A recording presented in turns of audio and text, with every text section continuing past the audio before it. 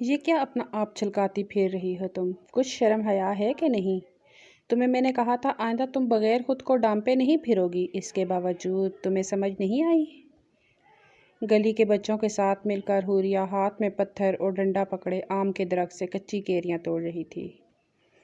بار بار اچھل کر وہ درخت کی ڈالی پر سٹک مار رہی تھی۔ دوپٹہ اس کا کب کا زمین پر گرا ہوا تھا اور اس کے خد و خال بالکل واضح ہو رہے تھے۔ احتشام آفندی کا تو پارا ہائی ہوا تھا۔ بار بار اچھلنے سے 16 سالہ حوریہ کا ظاہر ہوتا وجود اس کے خون کو کھولنے پر مجبور کر چکا تھا۔ وہ اس لڑکی کو 100 بار منع کر چکا تھا کہ تم اب کچے آم نہیں کھاؤ گی، کھٹی چیزیں لڑکیوں کے لیے اچھی نہیں ہوتی، وہ عمر سے پہلے ہی بڑی لگتی ہیں۔ مگر یا تو یہ املی کے درخت پر چڑھی ہوتی یا پھر کچے آم کی توڑ رہی ہوتی۔ آج تو احتشام کے صبر کا پیمانہ لبیز ہو چکا تھا۔ وہ جس قدر اس لڑکی کا لحاظ کر رہا تھا یہ تو اتنی ہی بگڑتی جا رہی تھی۔ احتشام آگے بڑھا اور وہاں کھڑے بچے ویسے ہی اس کے خوف سے ادھر ادھر بھاگ چکے تھے۔ اس کا ہاتھ پکڑ کر اسے گھر کی طرف لانے لگا۔ یہ اس کی حویلی کے بالکل سامنے ہی ان کا درخت موجود تھا۔ وہ کہنے لگی، ارے چھوڑیں، کیا ہے آپ کو، کھڑوس کہیں کے! جب بھی آتے ہو مجھ پہ حکم چلانا شروع کر دیتے ہو۔ تمہارے پیسوں کے تو خرید کر نہیں کھائے میں نے، درخت سے توڑ کر ہی تو کھا رہی ہوں نا۔ وہ اپنے دوپٹے کو سنبھالتی ہوئی آئی تھی، مگر وہ اسے گھر میں لا کر دالان میں چھوڑ چکا تھا۔ اپنا توازن برقرار نہ رکھنے کی وجہ سے حوریہ گر چکی تھی۔ جو فراق اس نے پہن رکھا تھا اس کا کافی ڈیپ تھا گلا۔ ایک بار پھر اس کی رعنائیوں پر احتشام کی نظر گئی تو وہ پہلے سے بھی زیادہ آگ بگولا ہو گیا۔ کہنے لگا، چھوٹی بچی ہو کیا تم؟ تمہیں میں نے جب سارا ضروری سامان لا کر دیا ہوا ہے تو تم اس کا استعمال کیوں نہیں کرتی؟ نیچے گرنے کے بعد وہ منہ بسور کر اٹھی تھی۔ کوہنی کو مسلتے ہوئے گور کر احتشام کو دیکھنے لگی، کہنے لگی، مجھے جیسے اچھا لگتا ہے میں ویسے ہی رہوں گی۔ بلا وجہ آپ کیوں مجھ پر ہر وقت حکم چلاتے رہتے ہیں؟ جب دیکھو ناک پہ غصہ بیٹھا ہوتا ہے۔ وہ سسک کر روتے ہوئے بچوں کی طرح اسے سب کچھ کہہ رہی تھی۔ جیسے ہی اپنے کمرے کی طرف جانے لگی تو وہ اسے بازو سے پکڑ چکا تھا۔ کہنے لگا کہ تمہیں پیار سے بھی سمجھا چکا ہوں، اپنے پرائیویٹ پارٹس کو ڈھانپ کر رکھا کرو۔ تم چھوٹی نہیں رہی، ایسے اچھا نہیں لگتا۔ جب دیکھو تم نے گلی محلے کے بچوں کے ساتھ کھیلنا ہوتا ہے، کچی کیریاں توڑنی ہوتی ہیں۔ تم بند کر دو ایسی کچی کھٹی چیزیں کھانا۔ حالت دیکھو تم اپنی کیا ہوتی جا رہی ہے۔ عمر تمہاری 16 سال ہے اور فگر تمہاری عمر سے پہلے ہی بڑھتا جا رہا ہے۔ اور کتنی کھاؤ گی؟ چلو شاباش، جو سامان میں نے لا کر دیا ہے اسے پہنو، آئندہ میں تمہیں بغیر اس سامان کے نہ دیکھوں۔ چہرے پر معصومیت سجا کر حوریہ کہنے لگی کہ مجھے نہیں پتا وہ کیسے پہنا جاتا ہے۔ میں نے کوشش کی تھی مگر سب کچھ غلط ہو گیا۔ جس انداز میں وہ بولی تھی احتشام کے سوئے ہوئے جذبات جاگے تھے۔ اگلے ہی پل کہنے لگا، اچھا چلو میرے ساتھ، میں تمہیں سکھاتا ہوں کہ خود کو کیسے کور کیا جاتا ہے۔ وہ اسے بازو سے پکڑ کر ایک کمرے میں آیا تھا۔ حوریہ اس کے پیچھے معصوم بن کر کھڑی تھی۔ جب وہ کہنے لگا کہ اپنا دوپٹہ اتارو، ہچکچاتے ہوئے اس نے اپنا دوپٹہ اتار کر ایک طرف رکھا تو وہ مسکرا کر آگے بڑھا، کہنے لگا، چلو شاباش، اب اپنا فراق اتارو اور اب میں تمہیں سکھاؤں گا کہ یہ پہنا کیسے جاتا ہے۔ یہ کہتے ہوئے فوراً احتشام نے اپنا ہاتھ اس کے، وہ سب تو ٹھیک ہے یار، مگر تم جو کہہ رہی ہو وہ میرے لیے ممکن نہیں ہے۔ تم میری پریشانی بھی تو سمجھو، اگر کوئی مجھ سے پوچھے گا، سوال کرے گا تو میں کیا جواب دوں گی؟ پریشانی کے عالم میں اپنا سر پکڑ کر احتشام بیٹھ چکا تھا، جبکہ سامنے بیٹھا شخص پانی کا پورا گلاس گھٹک چکا تھا۔ کہنے لگا، دیکھ یار، تو میرا دوست ہے نا، میرا جگر ہے، میرا یار ہے۔ آج تک میں نے تیری کسی بات کا انکار نہیں کیا۔ تجھے جب جب میری ضرورت پڑی میں تیرے کام آیا ہوں نا۔ اب بس کیا تو یہ کام نہیں کر سکتا؟ دیکھ، اگر یہ لڑکی میرے پاس رہی نا تو میرے لیے باہر جانا مشکل ہو جائے گا۔ ویسے بھی میں نے کون سا صدیاں باہر گزارانی ہیں۔ ایک دفعہ میں باہر سیٹل ہو گیا تو میں اسے اپنے پاس بلا لوں گا۔ تمہیں میں اس کے پورے پیسے بیچتا رہوں گا۔ پلیز میری بات کو سمجھو۔ بے شک یہ تیرے گھر میں ایسے ہی کسی کونے خدرے میں پڑی رہے گی، کوئی شکایت، کوئی شرارت نہیں کرے گی، بڑی معصوم بچی ہے۔ دیکھ تو میرے ساتھ ہے، مجھے پتا ہے تو کیسا ہے۔ میں کسی اور کے حوالے اسے کر کے جاؤں گا تو پتہ نہیں وہ اس کے ساتھ کیسا سلوک کرے گا۔ فرحات کی بات سن کر احتشام نہ چاہتے ہوئے بھی مان چکا تھا۔ دونوں اس وقت ہوٹل میں بیٹھے ہوئے تھے جب وہ چلتا ہوا ایک گاڑی کی طرف آیا۔ جیسے جیسے احتشام کے قدم گاڑی کی طرف بڑھ رہے تھے اس کی نظر فرنٹ سیٹ پر بیٹھی ہوئی لڑکی پر جا رہی تھی۔ گاڑی کا شیشہ کھلا ہوا تھا اور اس نے ہاتھ میں ٹیڈی بیئر پکڑا ہوا تھا جس کے ساتھ نہ جانے وہ بچوں کی طرح کیا باتیں کر رہی تھی۔ اس کی عمر اس وقت 16 سال تھی مگر دماغ بالکل بچوں والا، تو خود کو وہ کوئی 7-8 سال کی بچی سمجھتی تھی۔ لمبے گھنے بال جنہیں 2 پونیوں میں دائیں بائیں کیا گیا تھا، وہ بال اس کے سینے پر آئے ہوئے تھے۔ جیسے ہی اس نے فرحاد کے ساتھ احتشام کو دیکھا تو فوراً مسکرا کر کہنے لگی، ارے فرحاد بھائی، یہ دوست ہیں کیا آپ کے؟ بالکل فلمی ہیرو کی طرح لگ رہے ہیں۔ فرحاد مسکرا کر کہنے لگا کہ حوریہ یہ احتشام انکل ہے، ان سے ملو۔ وہ فوراً اپنا ہاتھ آگے بڑھا چکی تھی۔ احتشام نے بھی جھجکتے ہوئے اس کے ہاتھ کو اپنے ہاتھ میں لیا۔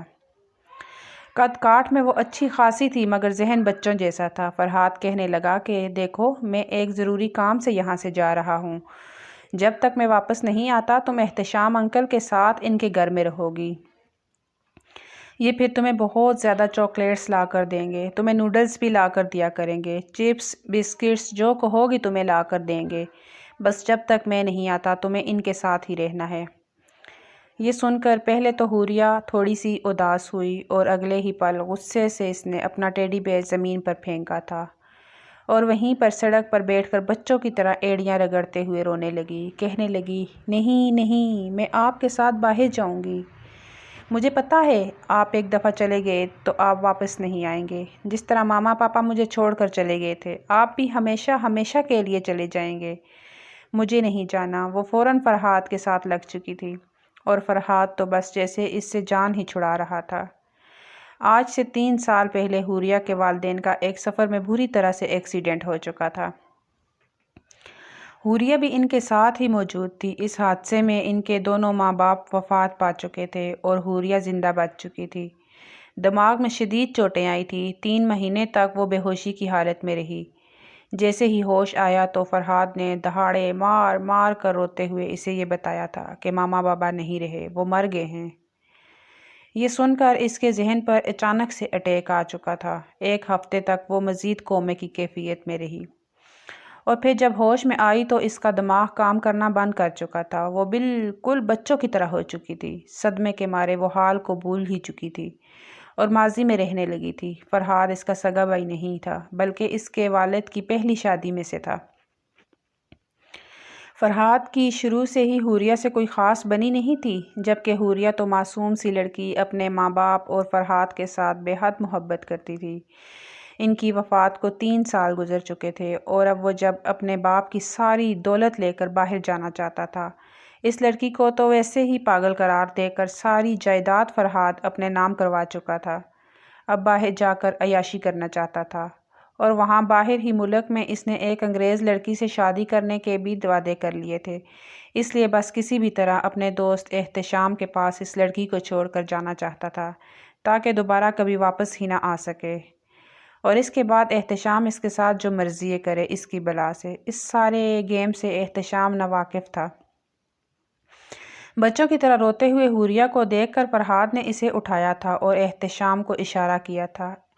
احتشام نے آج تک کسی لڑکی کو چھوا نہیں تھا مگر پھر بھی آگے بڑھ کر اس نے اس لڑکی کو بچی سمجھ کر ہاتھ لگایا جو عمر میں اس سے 15 سال چھوٹی تھی۔ کہنے لگا، حوریہ آپ فکر مت کریں، میرے ساتھ چلیں، میں آپ کو بہت زیادہ چیزیں لے کر دوں گا، آپ کے بھائی ابھی واپس آ جائیں گے۔ وہ بھی رو رہی تھی اور وہ اسے بچوں کی طرح کمر سے پکڑ کر اٹھا کر گاڑی میں بٹھا کر گاڑی چلا چکا تھا۔ پورے راستے وہ بیں بیں کر کے روتی رہی، یہاں تک کہ اس نے احتشام کے چہرے اور بازو پر چٹکیاں بھی کاٹی تھی۔ بڑی مشکل سے احتشام ضبط کر رہا تھا۔ یہ تو اس نے گاڑی لاک کر رکھی تھی ورنہ وہ تو کب سے گاڑی سے چھلانگ لگا چکی ہوتی۔ ابھی وہ راستے پر ہی تھے جب حوریہ نے اسٹیئرنگ پر ہاتھ رکھ دیا کہ میں آپ کو چھوڑوں گی نہیں، میں آپ کو بھی مار دوں گی، آپ کی گاڑی بھی توڑ دوں گی، آپ مجھے کڈنیپ کر کے لے جا رہے ہیں نا؟ احتشام اگلے ہی پل اسے بازو سے پکڑ کر جھنجھوڑ چکا تھا۔ کہنے لگا، چپ، بالکل چپ، اگر اب تم نے ایک بھی لفظ مزید اپنے منہ سے نکالا تو مجھ سے برا کوئی نہیں ہوگا۔ اس کی ڈانٹ سن کر حوریہ گھبرا چکی تھی۔ کام کر فوراً اپنے ٹیڈی بیئر کو اپنے منہ کے آگے کا رکھ لیا۔ گھر پہنچتے ہی اس نے گاڑی حویلی کے باہر روک لی تھی۔ چھوٹے سے گھر میں رہنے والی حوریہ نے جب اتنی بڑی حویلی لان دیکھا تو وہ خوشی سے چہک اٹھی، کہنے لگی کہ اتنا بڑا گھر ہے آپ کا؟ احتشام کہنے لگا کہ ہاں، خیر سے میرا ہی ہے، چلو اب اندر، میں تمہیں تمہارا روم دکھاتا ہوں۔ کہنے لگی اتنا بڑا گھر ہے، اس میں تو پورا شہر ہی آ کر رہ لے، آپ کے گھر میں اور کون کون رہتا ہے؟ وہ بچوں کی طرح اچھلتی کودتی سیڑھیاں چڑھتی ہوئی اندر آ رہی تھی۔ ایک نظر احتشام نے اسے پلٹ کر دیکھا تو اس کی نظر اس لڑکی کی گردن سے نیچے رعنائیوں پر ٹک کر رہ گئی۔ ذہن بچوں والا تھا مگر جسم سے وہ ایک بھرپور جوان لڑکیوں جیسی تھی، یا شاید اس نے ابھی تک اپنے آپ کو کور کرنا شروع نہیں کیا تھا۔ اس کا وجود اچھا لگ رہا تھا۔ وہ فوراً نظریں پھیر گیا۔ آج سے پہلے کسی لڑکی کے ساتھ احتشام نے اس طرح سے رشتہ نہیں رکھا تھا، نہ ہی بات کی تھی، سوائے کام کے وہ کسی لڑکی کو اپنے قریب پٹکنے بھی نہیں دیتا تھا۔ کہنے لگا کہ اس گھر میں صرف میں ہی رہتا ہوں، یا پھر ملازم جو کھانا بنا کر اور صاف صفائی کر کے چلے جاتے ہیں۔ حوریہ تو یہ سن کر حیران رہ چکی تھی، کہنے لگی کہ اچھا، اس کا مطلب میں اس پورے گھر میں ملکہ بن کر رہوں گی۔ فوراً وہ اندر جانے کے بعد صوفے پر اچھلنے کودنے لگی تھی۔ کبھی ایک صوفے کبھی دوسرے صوفے پر جاتی اور خوشی سے اپنے ٹیڈی بیئر کو کہتی کہ دیکھو بنی، کتنا خوبصورت گھر ہے، ہم دونوں تو یہاں پر صحیح عیش کریں گے۔ احتشام کو اس لڑکی کا یہ بچپنا کچھ اچھا بھی لگنے لگا تھا۔ کھانے کا وقت آیا تو وہ بڑی ہری بڑی میں کھانا کھا رہی تھی، آدھا منہ سے باہر گر رہا تھا۔ احتشام کو اس کی یہ حرکت تھوڑی عجیب لگی تھی۔ وہ اس کے پاس آ کر بیٹھا اور کہنے لگا کہ دیکھو، ایسے نہیں کھاتے، آرام آرام سے کھاتے ہیں، کھانا ضائع نہیں ہونے دیتے۔ وہ اپنے ہاتھوں سے اس کے منہ میں چمچ ڈال کر کھانا کھلا رہا تھا اور وہ بالکل سہم کر بیٹھی تھی۔ اس کے ہاتھوں سے کھانا کھانے کے بعد خود بھی کہنے لگی کہ ایسے کھاتے ہیں۔ وہ اسے دیکھ کر مسکرا رہا تھا۔ اس نے اپنے کمرے کے ساتھ والا کمرہ ہی حوریہ کو دیا تھا۔ کہنے لگا کہ جاؤ لڑکی، یہ تمہارا کمرہ ہے، یہاں پر سو جانا، اور رات کو بھٹکتی مت رہنا، اور بلا وجہ ادھر ادھر پنگے بازی بھی مت کرنا، سمجھی؟ وہ چپ چاپ اس کمرے میں آ چکی تھی۔ حوریہ نے ایک نظر اس کمرے کو دیکھا اور پھر بیڈ پر آ کر لیٹ گئی۔ جمائی لیتے ہوئے وہ بیڈ پر گرتی سو چکی تھی، جبکہ احتشام بھی کچھ دیر لیپ ٹاپ پر کام کرتا رہا اور پھر سونے لگا۔ اسے کمرے میں گپ اندھیرا کر کے سونے کی عادت تھی۔ گہری نیند میں احتشام خانزادہ سو رہا تھا جب اسے اپنے قریب ایک عجیب سی سنسناہٹ محسوس ہوئی۔ باہر بادل گرج رہے تھے، تیز بارش ہو رہی تھی اور وہ گہری نیند میں تھا جب اسے لگا جیسے کوئی کمرے کا دروازہ کھول کر اندر داخل ہوا ہے، اور پھر اسے اپنے کمبل میں گھسنے کی آواز آئی۔ اسی کے ساتھ ہی ایک گرم وجود اس کے وجود سے ٹکرایا تھا۔ نیم نیند میں ہونے کی وجہ سے احتشام جان ہی نہ پایا۔ اسے یہ سب کچھ ایک خواب سا لگ رہا تھا، جبھی کوئی اسے اپنی باہوں میں جکڑ چکا تھا۔ احتشام بھی خواب میں ہی اپنا آپ جیسے بلا ہی چکا تھا۔ اس نے کروٹ بدلی اور اپنی باہوں میں اس حسین سراپے کو بھر لیا تھا۔ خواب میں وہ جو کچھ دیکھ رہا تھا، حقیقت میں وہی سب کچھ کرنا شروع ہو چکا تھا۔ اس حسین سراپے کو اپنی باہوں میں بھر کر اس نے اپنا ہاتھ اس کی کمر پر پھیرنا شروع کر دیا، اور اگلے ہی پل اس کے نازک لبوں کو اپنے لبوں میں قید کرنے ہی لگا کہ اسے اپنے کانوں میں چلانے کی آواز آئی۔ چلانے کی آواز پر احتشام ہڑبڑا کر بیٹھا تھا۔ اندھیرے کمرے میں اس نے فوراً لیمپ چلایا، اپنے سامنے دیکھا تو اس کی جان ہی لبوں پر آئی تھی، کیونکہ یہ تو حوریہ تھی جو اس کے بیڈ پر بیٹھی ہانپ رہی تھی۔ روتے ہوئے کہنے لگی، توبہ استغفر اللہ، یہ کیا کر رہے تھے آپ میرے ساتھ؟ ایسے تو فلموں میں ہیرو ہیروئن کرتے ہیں۔ میں نے دیکھا تھا چھپ چھپ کر ایک بار ٹی وی پر یہ سین چل رہا تھا، ہیرو ہیروئن کو اپنی باہوں میں بھر کر اس کے ساتھ پتہ نہیں کیا بے شرمیوں والی حرکت کرتا ہے۔ آپ میرے ساتھ وہی سب کچھ کر رہے تھے نا؟ احتشام کا تو خون کھول اٹھا تھا، کہنے لگا، تم یہاں پر کیا کر رہی ہو؟ میرے روم میں، میرے بیڈ پر، وہ بھی رات کے اس پہر؟ تمہیں چھوٹی بچی سمجھتا تھا، اور تم کرنا کیا چاہ رہی تھی میرے ساتھ؟ ڈر کر وہ کھڑی ہو چکی تھی، کہنے لگی کہ میں نے کیا کرنا تھا؟ مجھے تو ڈر لگ رہا تھا، میں تو آپ کے پاس سونے آئی تھی، مجھے اکیلے ڈر لگتا ہے۔ وہاں گھر میں بھی میں فرحاد بھائی کے روم میں میٹرس بچھا کر سوتی تھی۔ مجھے بہت خوف آ رہا ہے، بارش ہو رہی ہے اور بادل گرج رہے ہیں۔ تبھی بجلی چمکی تھی اور وہ جلتا ہوا لیمپ بھی بجھ چکا تھا۔ اگلے ہی پل وہ چلاتی ہوئی اچھل کر بیڈ پر آئی اور اندھیرے میں ہی احتشام کو ڈھونڈ کر اس کی گود میں بیٹھ چکی تھی۔ پلیز پلیز احتشام، مجھے بچا لیں، مجھے ڈر لگ رہا ہے، ابھی رات کے اندھیرے والا بھوت آ جائے گا اور مجھے آ کر کھا جائے گا۔ احتشام کا تو پارا ہائی ہو چکا تھا۔ ایک دم سے اس نسوانی حسن سے بھرپور لڑکی کو اپنی گود میں بیٹھا دیکھ کر احتشام کے جذبات ابال مارنے لگے تھے۔ وہ اس لڑکی کو اپنی گود سے ہٹانا چاہتا تھا جو اس کے تن بدن میں آگ لگا چکی تھی اور جذبات کو بار بار بھڑکا رہی تھی، مگر وہ تو اپنی باہیں اس کے گلے میں ڈالے اس سے چپکی روئی جا رہی تھی۔ گلے لگ کر کہنے لگی، مجھے ڈر لگ رہا ہے، پلیز آپ میرے ماما بابا کو بلائیں، فرحاد بھائی کو بلائیں، مجھے اپنے گھر جانا ہے۔ وہ مزید اس کے قریب سمٹتی چلی جا رہی تھی۔ احتشام نے بڑی مشکل سے خود پر کنٹرول کیا تھا، پھر ایک بچی سمجھ کر وہ کہنے لگا کہ دیکھو حوریہ، میری بات سنو، تم مجھ سے الگ ہو، تم مجھ سے الگ ہوگی تو میں جا کر سامنے دراز سے ٹارچ لے کر آؤں گا۔ تم جس طرح مجھ سے چپکی ہوئی ہو، میں کیسے اٹھوں گا اور روشنی کروں گا؟ تمہیں ڈرنے کی ضرورت نہیں، میں تمہارے پاس ہوں۔ وہ اسے جیسے تیسے سمجھاتا ہوا خود سے دور کر گیا اور ٹارچ آن کر گیا۔ وہ سچ مچ کافی ڈری ہوئی تھی، پسینے سے شرابور تھی۔ احتشام کو ایک طرح سے اس پر ترس بھی آ رہا تھا۔ وہ اس کے پاس بیٹھ گیا، کہنے لگا، ڈرنا بند کرو، چلو میں تمہیں ایک اسٹوری سناتا ہوں۔ بالکل کسی بچے کی طرح وہ اسے اسٹوری سنا رہا تھا اور وہ دھیرے دھیرے اسٹوری سنتے ہوئے اس کے بیڈ پر ہی سو چکی تھی۔ احتشام نے اس پر کمفرٹر دیا اور پھر خود صوفے پر بیٹھ کر اسے دیکھنے لگا۔ معصومیت سے بھرا ہوا چہرہ مگر ذہن بچوں جیسا۔ اس کے ذہن میں بار بار اور طرح کے خیالات آ رہے تھے۔ آخر کو وہ بھی ایک مرد تھا اور بار بار لڑکی کا چھونا اس کے جذبات بھڑکا رہا تھا، مگر اپنے جذبات کو قابو کر کے وہ صوفے پر ہی سو گیا۔ اگلے روز جب وہ آفس سے گھر آیا تو گھر کا بگڑا حشر دیکھ کر اس کا دماغ گھوم چکا تھا۔ کانچ کے ٹیبل پر پڑا ہوا گلدان ٹوٹا ہوا تھا، یہاں تک کہ فرش پر بکھرا ہوا کھانا اور سامان، اور کچن میں ابھی بھی ٹھک ٹھک کی آوازیں آ رہی تھی۔ جیسے ہی وہ کچن میں گیا تو غصے سے چلا ہی اٹھا تھا، کیونکہ کچن میں 2 بلی کے بچے اودم مچا چکے تھے۔ پورے گھر میں اس کی آواز گونجی تھی، مگر اسے کہیں سے بھی حوریہ نہیں ملی تھی۔ جیسے ہی وہ باہر آیا تو سامنے وہ لڑکی آم کے پیڑ سے آم توڑ رہی تھی اور گلی کے بچے بھی پاس کھڑے تھے۔ حوریہ کا تو بس سارا دن انہی سب میں گزر جاتا تھا۔ گلی میں نہ جانے کہاں سے اسے بلی کے 2 بچے ملے تھے اور وہ انہیں اٹھا کر گھر لے آئی تھی۔ احتشام کے چلانے پر وہ سہم کر واپس آئی تھی۔ کچی کیریاں اس نے گود میں بھری ہوئی تھی۔ کہنے لگی کہ کیا ہوا، آپ بھی کھائیں گے کیا کچی کیریاں؟ وہ اسے گھر کے اندر لایا تھا۔ کہنے لگا کہ کیا بچی ہو تم؟ تمہیں شرم نہیں آتی؟ یہ کیا کر رہی ہو تم؟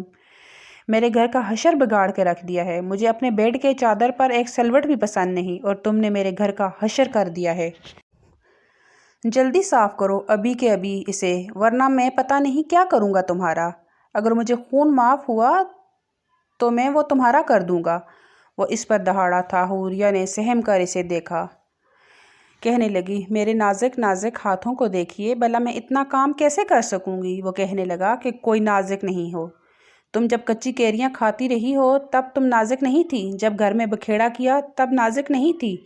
اب چپ چاپ یہ سارا سامان سمیٹو، ورنہ بہت برا پیش آؤں گا میں تمہارے ساتھ۔ ڈرتے ڈرتے سہمتے ہوئے وہ چیزیں اٹھا کر ادھر ادھر رکھنے لگی تھی۔ جیسے تیسے اس سے صفائی ہوئی تھی وہ صفائی کر چکی تھی، اور پھر بیں بیں بیں بیں کر کے رونے لگی کہ مجھے اپنے بھائی کے پاس جانا ہے۔ احتشام بھی اس سے اکتا ہی چکا تھا۔ ابھی اسے اس گھر میں آئے ہوئے دن ہی کتنے ہوئے تھے، مگر مزید برداشت کرنا مشکل تھا۔ اس نے فرحاد کو کال کرنا شروع کر دی کہ کب وہ اپنی بہن کو بلوائے گا، مگر اس کا نمبر بلاک جا رہا تھا، اور باہر جا کر تو اس نے کال کرنے کی کوشش بھی نہیں کی تھی۔ جو اس کا پاکستان والا نمبر تھا وہ بھی بند کر چکا تھا۔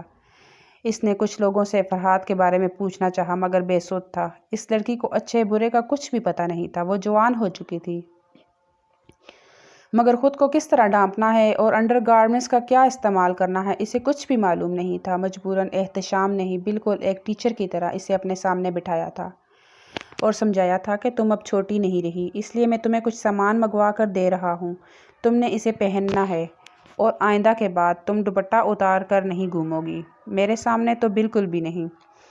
تم ہمیشہ دوپٹے میں رہو گی، خود کو چھپا کر، اور گلی میں بچوں کے ساتھ کھیلتی ہوئی دکھائی نہ دو۔ وہ اسے سمجھا رہا تھا اور وہ چپ چاپ سر ہلا کر جیسے سمجھ رہی تھی۔ احتشام نے کچھ پیکٹ لا کر اسے دیے تھے، کہنے لگا کہ اب ان کا استعمال کرو۔ وہ چپ چاپ انہیں لے کر کمرے میں آ چکی تھی، مگر حوریہ کو سمجھ نہیں آ رہی تھی کہ ان سب کو کیسے پہننا ہے، کیسے استعمال کرنا ہے۔ وہ سر پکڑ کر بیٹھ چکی تھی۔ باہر آ کر احتشام سے کہنے لگی کہ مجھے تو کچھ سمجھ نہیں آ رہی کہ کیا آپ میری ہیلپ کر دیں گے؟ مجھے ایک دفعہ پہنا کر بتا دیں، اس کے بعد میں خود کر لیا کروں گی۔ احتشام اس لڑکی کی بات پر سر پکڑ کر بیٹھ چکا تھا۔ پہلے تو کچھ سوچتا رہا، پھر آخر میں اسے یہی حل ملا تھا کہ اس لڑکی کو کسی اچھے دماغی ڈاکٹر کو دکھانا چاہیے۔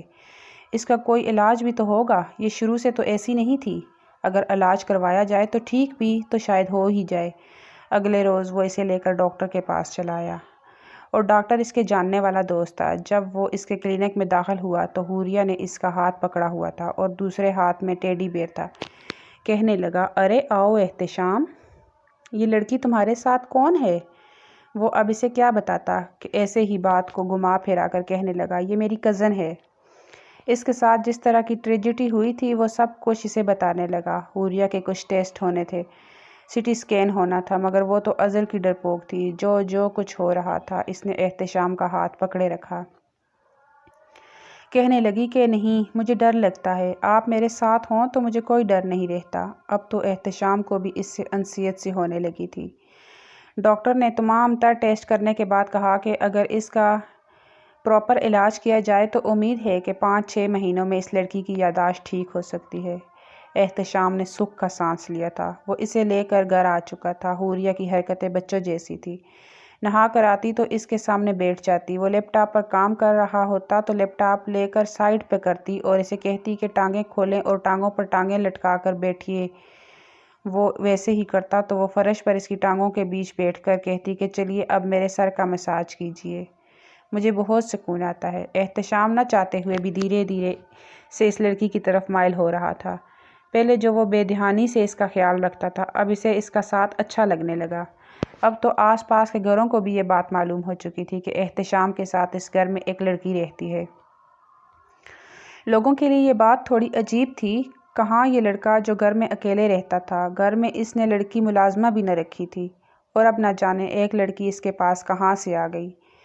جب ہی گاؤں کے کچھ بزرگ لوگ اس کے پاس آئے تھے، کہنے لگے کہ بیٹا تمہارا اس لڑکی سے کیا رشتہ ہے؟ جواب میں احتشام کو پہلے تو کچھ سمجھ نہ آیا، کیونکہ اسے اپنے اور اس لڑکی کے لیے کوئی معقول رشتہ مل ہی نہیں رہا تھا، لیکن پھر کہنے لگا کہ یہ میری بیوی ہے۔ وہاں پر موجود لوگ ایک دوسرے کا چہرہ دیکھ رہے تھے، کیونکہ وہ اس سے عمر میں کافی چھوٹی تھی۔ کہنے لگے، اچھا، مگر یہ لڑکی تو ہمیں دماغ سے تھوڑی عجیب ہی لگتی ہے۔ تبھی احتشام کہنے لگا کہ جیسے بھی ہے میری بیوی ہے، آپ لوگوں کو فرق نہیں پڑنا چاہیے۔ کیا کچھ پوچھنا ہے آپ نے؟ وہ کہنے لگے کہ نہیں، ہم یہی پوچھنے آئے تھے اس لڑکی سے تمہارا کیا رشتہ ہے۔ بہرحال اگر یہ تمہاری بیوی ہے تو پھر ٹھیک ہے، ورنہ بغیر نکاح ایک لڑکی کے ساتھ رہنا باقی کے گھروں پر اور بچوں پر کیا اثر ڈالے گا۔ یہ کہہ کر وہ لوگ وہاں سے جا چکے تھے۔ جب صوفے کے پیچھے سے وہ احتشام کے کان میں چلا اٹھی تھی، احتشام ہڑبڑا کر رہ گیا۔ وہ دونوں ہاتھ کی تالی بجا کر کہنے لگی کہ یہ آپ ان کو کیا کہہ رہے تھے؟ میں آپ کی بیوی ہوں؟ پاگل ہو گئے ہیں کیا؟ ایسے کیسے میں آپ کی بیوی بن گئی؟ میں نے تو قبول ہے کہا ہی نہیں، نہ ہی دلہن بنی۔ احتشام تو یہ سوچ چکا تھا کہ اس لڑکی کو اپنی بیوی ہی بنائے گا، وہ اسے کسی اور کے ہاتھ سونپنے کا سوچ ہی نہیں سکتا تھا۔ کہنے لگا، چلو اگر نہیں بنی تو اب بن جاؤ۔ تمہیں شادی کرنی ہے؟ وہ فوراً سر ہلا کر کہنے لگی کہ ہاں کرنی ہے، بالکل کرنی ہے۔ آپ میرے دولہے بنیں گے؟ احتشام مسکرا کر ہاں میں سر ہلانے لگا۔ وہ اسے کورٹ میں لے گیا، اس کے کچھ دوست بھی وہاں پر تھے، اور پھر اس نے حوریہ سے نکاح کر لیا تھا۔ نکاح کے بعد وہ اسے سارا دن شہر گھماتا رہا، کبھی آئس کریم تو کبھی گول گپے، اور کبھی کیا تو کبھی کیا، وہ فرمائش کر کے کھاتی رہی۔ جیسے ہی رات کو وہ گھر پہنچے تو وہ اپنا پیٹ پکڑ کر ہائے ہائے کر رہی تھی۔ احتشام نے اسے یوں ہائے ہائے کرتے دیکھا تو کہنے لگا کہ ارے کیا ہوا ہے تمہیں، چلا کیوں رہی ہو؟ وہ تو اپنا پیٹ کسی حاملہ عورت کی طرح پکڑ کر صوفے پر گر چکی تھی۔ کہنے لگی کہ میرا بچہ ہونے والا ہے، مجھے ڈاکٹر کے پاس لے جائیں۔ اس کی بات سن کر احتشام کا قہقہ بلند ہوا تھا، کہنے لگا کہ اچھا، مگر وہ کیسے ہو سکتا ہے؟ میں نے تو ابھی تک تمہارے ساتھ کچھ کیا ہی نہیں۔ اسے ہنستا دیکھ کر حوریہ نے شرماتے ہوئے اپنا ٹیڈی بیئر اس کی طرف پھینکا تھا۔ کہنے لگی کہ آپ ہنس رہے ہیں؟ آپ کو نہیں پتا کیا شادی کے بعد ہی تو بچہ پیدا ہوتا ہے؟ آپ سے میری صبح شادی ہوئی اور اب بچہ آنے والا ہے، میرا چھوٹا سا نیو ٹیڈی بیئر۔ وہ یہ سب بولتی تو احتشام اس کے قریب آیا اور اسے باہوں میں بھر کر اٹھا کر کمرے میں لے جانے لگا۔ کہنے لگا، پاگل لڑکی، ایک دم سے کچھ نہیں ہوتا۔ پہلے تم میرے ساتھ سو گی، میں تمہارے ساتھ پیار کروں گا، اس کے بعد ہی 9 مہینے لگتے ہیں بچہ آنے میں۔ وہ اسے سمجھا رہا تھا اور وہ کہنے لگی کہ اچھا، پھر تو آپ آج میرے ساتھ سو جائیں، کیونکہ میں منّے کے لیے مزید انتظار نہیں کر سکتی۔ وہ بہت خوبصورت لگ رہی تھی۔ احتشام چاہتا تو یہی تھا کہ ابھی وہ اس لڑکی کے ساتھ اپنے تعلق آگے نہ بڑھائے۔ ابھی اس کا علاج چل رہا تھا اور ڈاکٹر کے مطابق 2-3 ماہ اس کی طبیعت ٹھیک ہو سکتی تھی، مگر وہ بھی دل کے ہاتھوں مجبور ہو چکا تھا۔ وہ اسے باہوں میں بھر کر کمرے میں لے آیا۔ حوریہ تھوڑی گھبرائی تھی۔ جب اس کے مزید قریب آنے لگا اور دھیرے دھیرے اسے ہر ایک پردے سے آزاد کرنے لگا تو ہچکچاتے ہوئے حوریہ کہنے لگی کہ احتشام، یہ آپ میرے ساتھ کیا کر رہے ہیں؟ ایسے تو نہیں ہوتا، مجھے شرم آ رہی ہے، پلیز چھوڑیں مجھے۔ مگر مزید احتشام صبر نہیں کر سکتا تھا۔ کہنے لگا کہ بس شادی تو کر لی ہے نا، اب تم نے مجھے میرا حق بھی تو وصول کرنے دو۔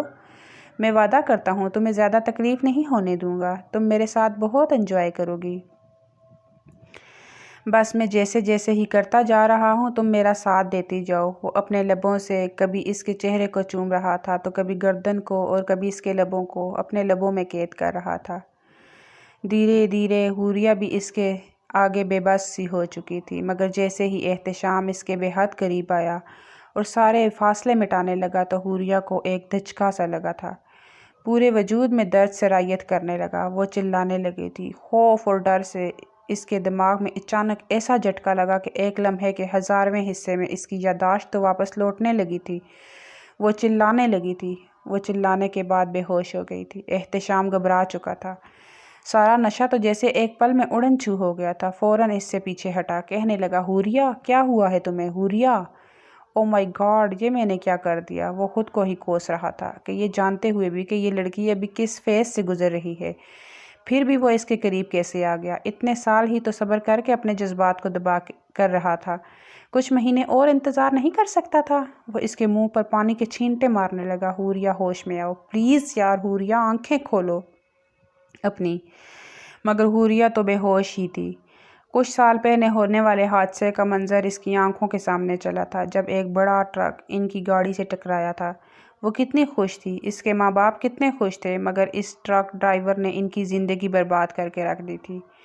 ایک بار پھر وہ حادثے کا منظر اس کے سامنے آیا تو وہ چلا اٹھی، ماما، ماما، میں آپ کو کچھ نہیں ہونے دوں گی، بابا، آپ کے سر سے خون نکل رہا ہے، بابا پلیز آنکھیں کھولیں، آنکھیں کھولیں بابا۔ وہ روتے ہوئے سب کچھ بول رہی تھی، بالکل گھبرا چکی تھی۔ احتشام اسے قابو میں کیے ہوئے تھا، ورنہ وہ تو آنکھیں بند کیے شاید بھاگنا شروع کر دیتی۔ جیسے ہی اسے اپنے کانوں کے پاس ایک غیر شخص کی آواز آئی تو حوریہ نے اپنی آنکھیں کھول دی۔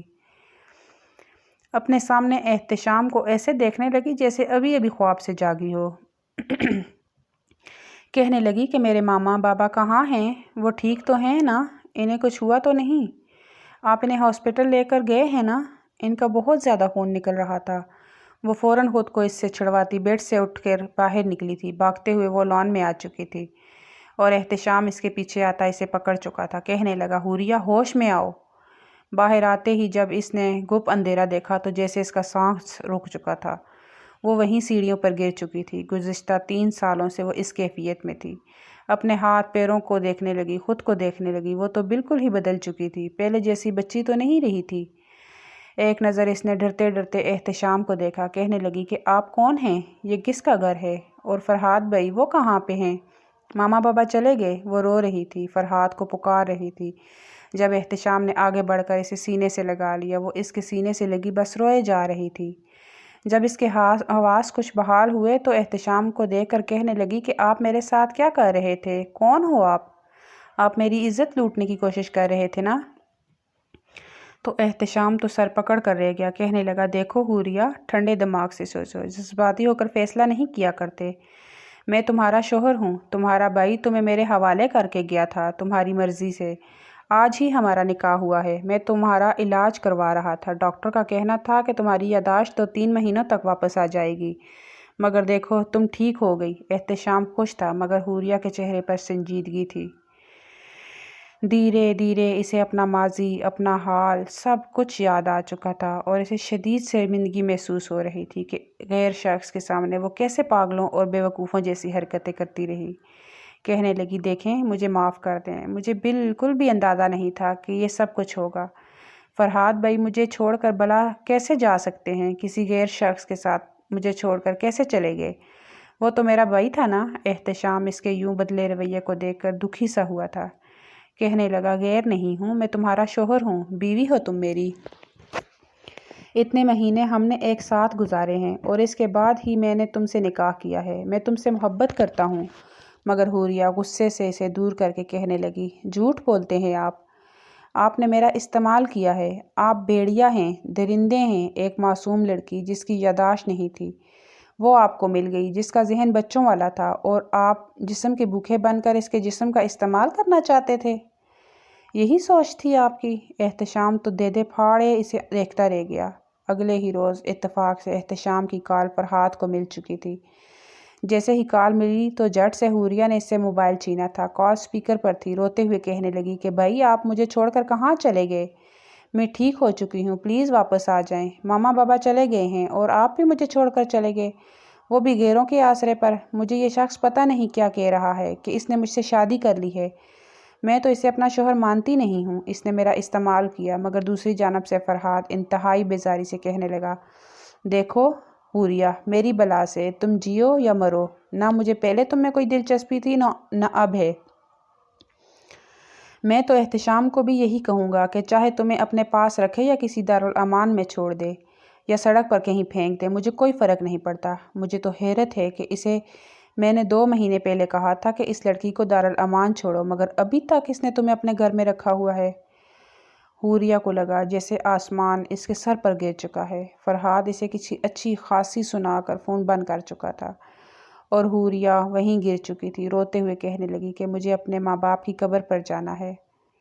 احتشام اسے وہاں پر بھی لے آیا تھا اور وہ روتے ہوئے اپنے دل کی باتیں اپنے ماں باپ کی قبروں سے کیے جا رہی تھی، گویا وہ اس کی باتیں سن رہے تھے۔ احتشام کو اس لڑکی پر ترس آیا تھا۔ وہ اس کے پاس بیٹھا اور اسے کہنے لگا کہ حوریہ، میں جانتا ہوں تم اس وقت کس کیفیت سے گزر رہی ہو، مگر میں تمہارے ساتھ ہوں۔ بھلے تم مجھ سے محبت نہیں کرتی، مگر میں تمہیں دل و جان سے اپنی بیوی قبول کر چکا ہوں۔ اب تمہارے علاوہ میری زندگی میں کوئی دوسری لڑکی نہیں آئے گی۔ تمہیں جتنا وقت چاہیے تم لو، لیکن میں تمہیں کبھی بھی اکیلا نہیں چھوڑوں گا۔ حوریہ اس کے ساتھ واپس گھر آ چکی تھی۔ پہلے تو کمرے میں ہی بند تھی، دھیرے دھیرے وہ واپس زندگی کی طرف لوٹنے لگی تھی۔ احتشام کو بغور دیکھنے لگی، وہ اسے اچھا لگنے لگا تھا۔ ایک روز جب وہ گھر آیا تو اس کے پاس آ کر بیٹھی اور اس کے آگے ہاتھ جوڑتے ہوئے سوری کرنے لگی کہ میں نے پتہ نہیں آپ کو کتنا تنگ کیا۔ میرا سگا بھائی مجھے آپ کے پاس چھوڑ گیا۔ اگر آپ بھی میرے بھائی جیسے ہوتے تو شاید آپ بھی میرا فائدہ اٹھاتے، ٹیشو پیپر کی طرح استعمال کر کے مجھے پھینک دیتے، مگر آپ نے ایسا نہیں کیا۔ میں آپ کا یہ احسان زندگی بھر نہیں بھولوں گی۔ میری وجہ سے آپ کو جو کچھ جھیلنا پڑا، میں اس کے لیے معافی مانگتی ہوں۔ یہ کہتے ہوئے وہ شرمندہ سی ہو رہی تھی اور احتشام اسے گور کر دیکھ کر کہنے لگا کہ یہ اچھا تماشا ہے تمہارا۔ ایک تو میں پچھلے 4 مہینوں سے تمہارا بچوں جیسا بیہیویئر برداشت کر رہا تھا، جانتی ہو تم نے میری ناک میں کتنا دم کر کے رکھا ہوا تھا، اور اب یہ رونی صورت بنا کر معافی مانگ رہی ہو۔ اتنی آسانی سے تو میں تمہیں معاف نہیں کروں گا۔ حوریہ آنکھوں میں آنسو لیے سر اٹھا کر کہنے لگی، اچھا پھر کیسے معاف کریں گے آپ مجھے؟ یہ سن کر احتشام کہنے لگا، بس مجھ سے میرے ہی طریقے سے معافی چاہیے۔ وہ کہنے لگی، کیا مطلب ہے آپ کا؟ وہ کہنے لگا کہ دیکھو، اس روز میں تمہارے ساتھ گولڈن نائٹ انجوائے کرنے والا تھا۔ مانتا ہوں میں نے غلط کیا، مگر شاید یہی بہتر تھا۔ چلو اسی بہانے تمہاری یادداشت تو ٹھیک ہو گئی، مگر میرا سارا مزہ تم نے کرکرا کر دیا تھا۔ حوریہ کا تو چہرہ شرم سے سرخ لال ہونے لگا، مگر وہ کہنے لگا کہ نہیں، اب شرمانے کی ضرورت نہیں ہے تمہیں، بس اب چپ چاپ تم خود میرے ساتھ میری گولڈن نائٹ یادگار بناؤ گی۔ میں کچھ بھی نہیں کروں گا، سب کچھ تم کرو گی تبھی میں راضی ہو سکتا ہوں، ورنہ میں تو بالکل بھی تمہارے ساتھ ٹھیک نہیں ہونے والا۔ حوریہ تھوڑی جھجکی تھی، آنکھوں میں موٹے موٹے آنسو لے کر کہنے لگی کہ اب آپ اپنی حوریہ بیبی کے ساتھ ایسا کریں گے؟ مجھے کچھ بھی کرنا نہیں آتا، میں تو معصوم بچی ہوں نا، وہ بچوں کی طرح منہ پھیلا کر بولی تو احتشام اسے دیکھ کر رہ گیا۔ اگلے ہی پل وہ ہنسی تھی اور احتشام اسے سینے سے لگا چکا تھا۔ کہنے لگا، ہاں بیبی، ابھی تو تم نے ایک دن میں اپنا ہی بیبی پیدا کر لینا تھا، صحیح ڈرامے باز ہو تم، پوری کی پوری نوٹنکی۔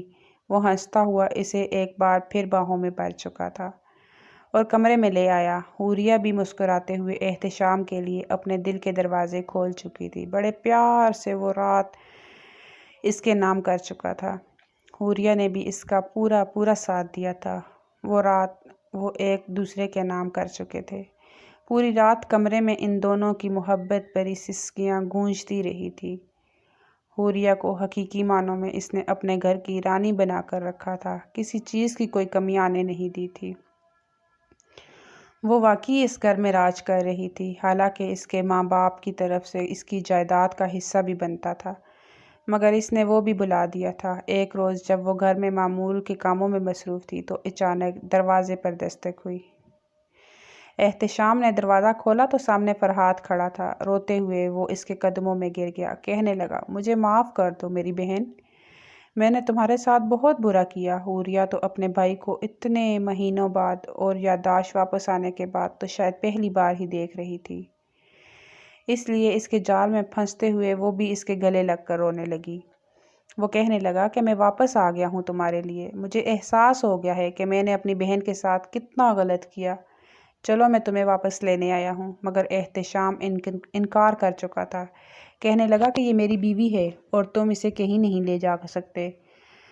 وہ اکیلے حوریہ کو فرحاد کے ساتھ بھیجنا چاہتا بھی نہیں تھا۔ فرحاد بھی وہیں رک چکا تھا، بلا وجہ ہی حوریہ کو اپنی محبت دکھا رہا تھا۔ جب احتشام نے اس کے بارے میں پوچھ گچھ کی تو یہ معلومات سامنے آئی کہ باہر جا کر اس نے جس لڑکی سے شادی کی تھی وہ اس کا سارا پیسہ لے کر رفو چکر ہو گئی ہے اور الٹا اس پر کیس کر رہی ہے کہ وہ اس پر ظلم و زیادتیاں کرتا رہا، جس کی وجہ سے اس کا وہاں پر کیس چل رہا تھا۔ اب خالی ہاتھ کنگال ہو کر وہ اس ملک سے بھاگ کر پاکستان آ چکا تھا اور جان بوجھ کر حوریہ کے ساتھ اپنے تعلقات بہتر کر رہا تھا تاکہ کم از کم اسے رہنے کے لیے جگہ تو مل جائے۔